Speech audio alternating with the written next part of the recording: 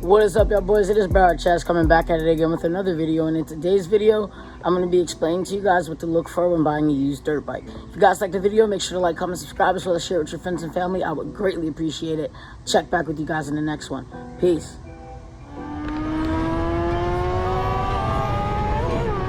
I say, ha, they thought we was gonna be broke forever. I made a promise to my brother, we gonna be rich together. I put my name on the line in ETL forever. Long little skin, long little hurry, we gon' ball forever. Them labels calling. So guys, right here I have a 2009 RMZ 250. I know it is an older bike, but I don't want older bikes to be a disencouragement for newer people that are getting into riding or buying their first dirt bike. Or just buying a dirt bike in general. Just because a bike is old does not mean you cannot have fun.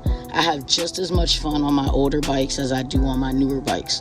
But being that this bike is older, certain things that you should check, you know, from a distance, you know, somebody posts their pictures, you know, they can give you a long description, write a book almost, telling you about all the perfect parts that the bike has, all the new parts, but that does not mean that the bike is reliable. It does not mean that it's safe.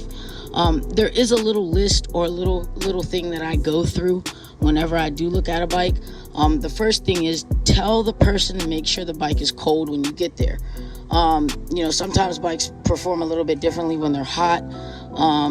So just make sure that the bike is cold so that you can see, like, if it really starts like on the first few kicks, or if you have to, like, you know, play with the idle adjustment, play with the choke, play with the whole bunch of different things.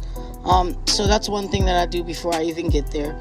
Once you've set up a price, you know, there's a few things that you can use to, like, lower the price.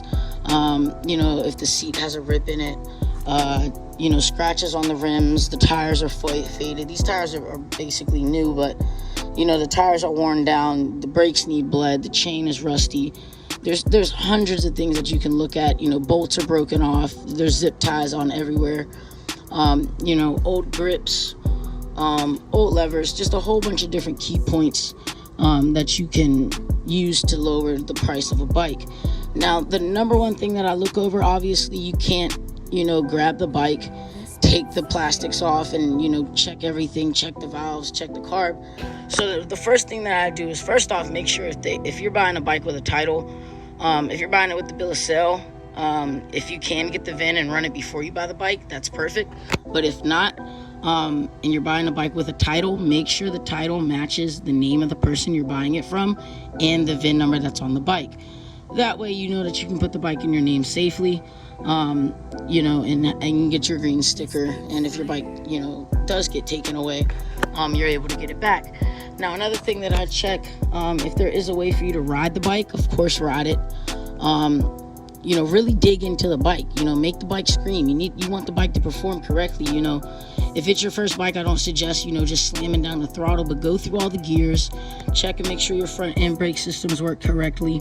You know, stand up and bounce on the bike a little bit, make sure that the suspension is working good. Another thing that I check is your fork seals. This bike still has good fork seals. There's no fluid on the forks. That's not necessarily something bad, but, you know, the forks do need replaced or you will risk messing up the bike. Check and make sure that there's coolant in the bike. Also, make sure that the oil level is good. I know that's not something that's normally said or brought up, but check that the oil level is good, because if you put too much oil in a bike, it can hide noises in the engine knocking. Also, whenever you're looking at the bike, look around for things like this. This head was painted, and you can see right here somebody had glued the head gasket on. Look and see if you see any, like, glue or extra things that aren't original to the engine.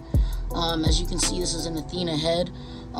That's not stock on this here bike, but you can see that the head gasket was already replaced, and things like that. Also, make sure there's no leaks. You know, let the bike get warmed up, check that there's no leaks, make sure the choke starts, turn it off after it warms up, see how many times it takes to kick in order to warm it up. Now, just because a bike takes a couple kicks to start doesn't mean that it's bad. A valve adjustment normally should fix that, but other than that, you should be good. Check your brake pads, check the meat on your pads. As you guys can see right there. There's enough meat on that pad for wheelies or whatever you want to do, as well as your back brake reservoir and front brake reservoir. And then another thing you want to check over is, I mean, you can't really take off the plastics like I said when you go to buy the bike, but just inspect the frame. Make sure it wasn't hit by a car, you know, or anything that, a tree, or just anything that could jeopardize the integrity of the bike.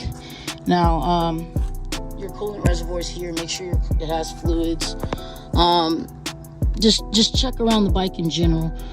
Make sure there's no exhaust leaks, no welded parts of the engine. This bike doesn't have any welded part of the engines. It's just a little old. But there is a problem with this bike, and I'm going to show it to you guys right now. On this side of the bike, you also want to inspect the frame. Now, these are factory welds, okay? If you notice a weld that doesn't look like factory welding, you know, you can look that up on YouTube. Don't buy the bike, because that means that the frame was welded. It jeopardizes the integrity of the frame. There's too many bikes out here for you to risk yourself snapping your frame, and you know, how are you going to get your bike home with a snapped frame? So if you see right here, that's not good. That's a crack in his frame, and it needs to be welded. That's not good. So yeah, I mean, that's basically the rundown of what I do, or what you should do when buying a bike.